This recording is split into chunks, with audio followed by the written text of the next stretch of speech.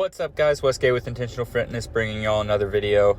Today we're going over triceps, and today is going to be more of a volume day rather than a traditional progressive overload with weight or something like that. We're actually going to break the movements down into segments, and then we're going to go into our normal isolation movements at the end, where we're doing 4 sets of 12. Today's really about chasing the pump, so we're going to start off with triceps. Everything's a superset of tricep, then bicep. We start off with that bottom half. Really what we're trying to do there is pre-fatigue everything. We're really strong at the bottom, so let's get that out of the way. Then we're going to go into full range of motion, get the full benefit of the movement. That way we're getting as much growth out of it as possible. So components that you want to keep in mind here: keep those elbows forward, lock out all the way. Try not to use too much momentum. Try to actually use the muscle all the way down and contract it.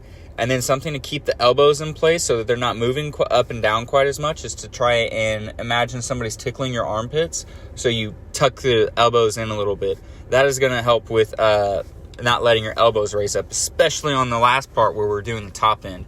This is where we're actually strongest in this movement. So I like to save it at the end whenever we're nice and fatigued. That way we can get it all out of the way. All right, so like I said, we're going into biceps next. Gonna do the bottom half. Here I forgot what I was doing, so I had to reset myself. But we're doing the bottom half of the movement. Again, this is where we're strongest. We wanna make sure that we're letting our arm try to get to full extension, and I'm actually not doing as good of a job here as I'd like. Really what you're trying to do is almost flex your tricep on the back end at the bottom. That way you get the full stretch of that bicep. Come all the way to halfway up, nice tight squeeze, and throughout these exercises you can actually watch my arms just steadily get more and more of a pump throughout. So we're going full range of motion here, tucking all the way up. Guys, whenever we're doing any type of movement, my mantra is movement with a purpose. Don't just move weight just to move weight. You have to go all the way down, flex that weight up. Here we're going to be working the top end of this movement. Don't just pump it out, squeeze it, flex it up, and then return to the starting position. All right, so we're going back into a tricep movement, still in that 21 format, but we're doing 12 reps because we want a lot of volume. Really, we're looking for anywhere between 8 and 15. If you're getting into that 15 range, you're probably doing too light of a weight. If you're getting more into that 8 range, might be too heavy.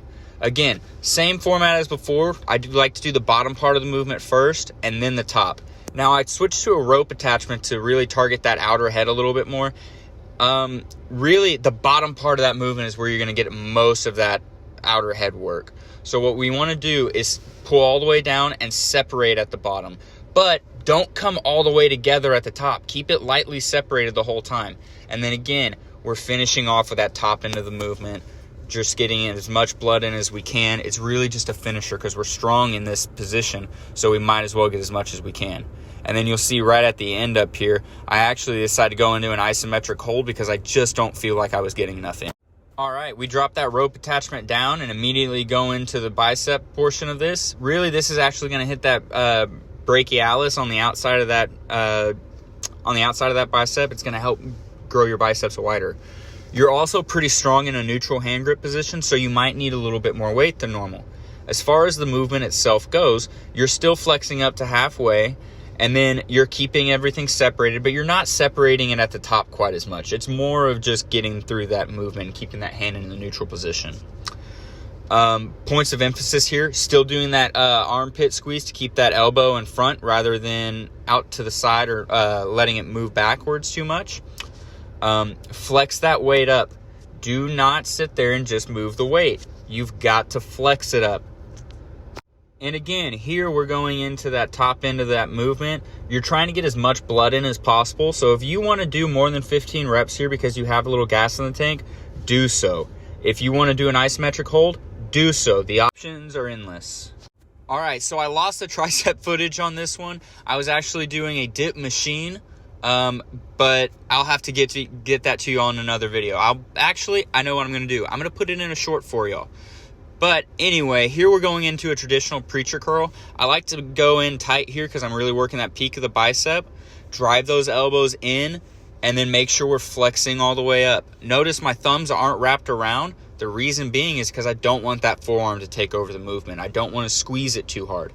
I'm trying to just flex that bicep up and leave the forearm out of it as much as possible. Guys, if you like this video, please don't forget to like, comment, and subscribe for more.